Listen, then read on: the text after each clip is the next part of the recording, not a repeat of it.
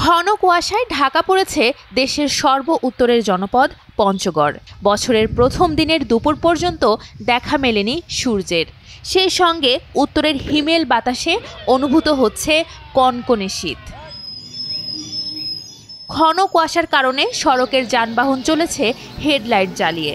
গায়ে শীতের কাপড় জড়িয়ে কর্মজীবী মানুষ ছুটছে কাজের সন্ধানে। পৌষের হাড় কাঁপানো শীতে চরম দুর্ভোগে পড়েছে খেটে খাওয়া মানুষ।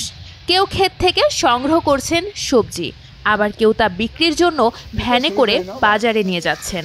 কেউ বা কৃষি জমিতে বপন করছেন ফসলের বীজ। সকালে শাক কাটতে গেছি, ঠান্ডাতে শাক কাটতে পারি না, তারপরও কাটছি, কেউ পেট খায়, কিন্তু শাক কাটের দিঘিতে ধুইয়া এখন বাজারে নিয়ে যাব। ঠান্ডার পরিমাণটা অতিরিক্ত বেশি, ঠান্ডার জন্য আমরা শাক তুলতে পারি না, কপি কাটতে পারি না, হাত পা কোকড়া লাগা যাচ্ছে। গতকালকে থেকে আছে শীত বেশি, হাত পা মনে করে অনেক ঠান্ডা হয়ে যাচ্ছে, কোকড়া হয়ে যাচ্ছে, তখন নাক দিয়ে পানি পড়ে।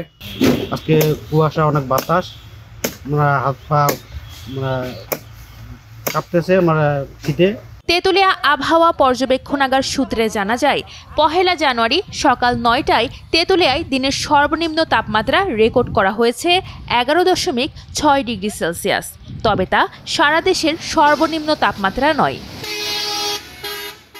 30 ডিসেম্বর সন্ধ্যার পর থেকেই হিমালয়ের কোলঘেঁষা এই জনপদে বাড়তে থাকে শীতের তীব্রতা।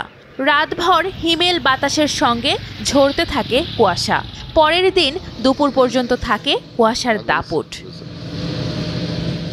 চলতি জানুয়ারি মাসে উত্তরের এই জনপদের ওপর দিয়ে শৈত্যপ্রবাহ বয়ে যেতে পারে বলে জানিয়েছে আবহাওয়াবিদরা।